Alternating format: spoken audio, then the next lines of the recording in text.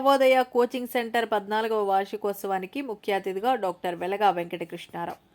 కాకినాడ జిల్లా తుని నియోజకవర్గం కోటనందూరు మండలం కోటనందూరు గ్రామంలో 14 సంవత్సరాలుగా అనకాపల్లి కాకినాడ జిల్లాలో గల గ్రామీణ ప్రాంత విద్యార్థులకు నవోదయలో మంచి శిక్షణ ఇచ్చి విజయకేతనం ఎగురవేసే విధంగా విద్యార్థులకు అన్ని సబ్జెక్టుల యందు మంచి ప్రావీణ్యం సంపాదించే విధంగా విద్యార్థులకు విద్యాబుద్ధులు నేర్పి గత 14 సంవత్సరాలుగా ర్యాంకులు సాధిస్తూ 15వ సంవత్సరంలో అడుగుపెట్టిన విక్టరీ నవోదయ కోచింగ్ సెంటర్ విజయాలు సాధించాలని డాక్టర్ వెలగా వెంకటకృష్ణారావు అన్నారు. ఈ కార్యక్రమంలో పెద్దల సమక్షంలో విద్యార్థుల యొక్క స్థితిగతులు, వారి యొక్క జీవన పరిస్థితులను తెలియజేసే విధంగా వీడియోలు చిత్రీకరించారు.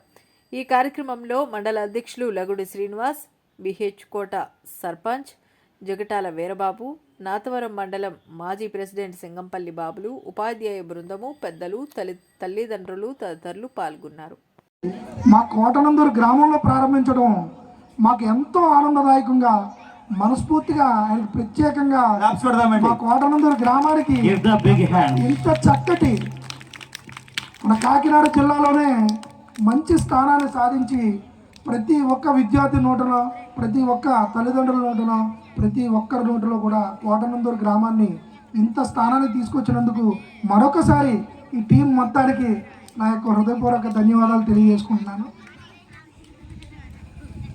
మాణిక్యాలు ఏదో అనుకుంటాం, మనం తుల్లో చదివించలేదో లేకపోతే కాకినాడలో చదివించలేదో అని, కానీ ఎక్కడ చదువుకున్నా సరే చదువును ప్రేరేపించి విద్యార్థులు ఉన్న టాలెంట్ బయటికి తీయడమే గొప్ప విషయం. ఆ విషయాన్ని పసిగట్టి ఈ టీచర్స్ అందరూ కూడా ఎంతో కృషి చేసి ఇంత చక్కటి అవకాశాన్ని మన కోటనందూరు గ్రామానికి అందించినందుకు ప్రత్యేకంగా మరొకసారి వారందరికీ కూడా ధన్యవాదాలు తెలియజేసుకుంటాను. సాధించు, ప్రారంభించు, సాధించు, అప్పుడే విజయం అనేది మనకి చేకూరినట్టు.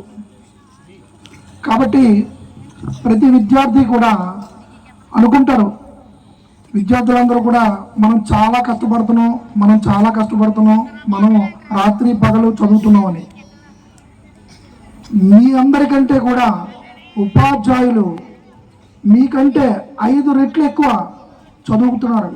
మీకు చెప్పాలంటే ముందు వారు ప్రిపేర్ అయ్యి మీకంటే ఎక్కువ ప్రిపేర్ అయ్యి మీకు వచ్చి క్లాస్ రూమ్లో చెప్పడం అనేది జరుగుతుంది. కాబట్టి మీ యొక్క విజయంలో ఎక్కువ కష్టం విద్యార్థుల కంటే కూడా ఉపాధ్యాయులకు ఉన్నదని నా యొక్క నమ్మకం.